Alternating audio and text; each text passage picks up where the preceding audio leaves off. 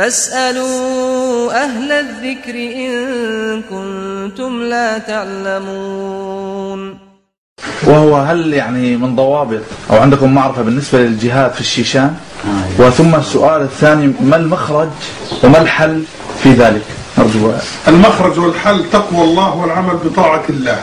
والرسول عليه الصلاة والسلام لو كان الجهاد في حالة استضعاف شرعيا لكان أولى الناس أن يجاهد أهل مكة والقوى متكافئة، فما بالكم الآن تريدون أن تضعوا عقولكم ورؤوسكم ضد أعتى الدول كفرا وأعتى الدول قوة وأشدها حقدا على الإسلام والمسلمين. هذا أنا أسميه أقرب ما يكون إلى الانتحار، والواقع الماضي من سنوات وسنوات يدل على هذا المعنى. ولا يجب أن نخادع أنفسنا، ولا يجب أن ننساق وراء عواطفنا، ولا يجوز أن نرضى بحماساتنا دون ضوابط الشرع وكوابح نكبح بها أنفسنا وشبابنا ويعني عواطفنا عن قاعدة الحق والدين.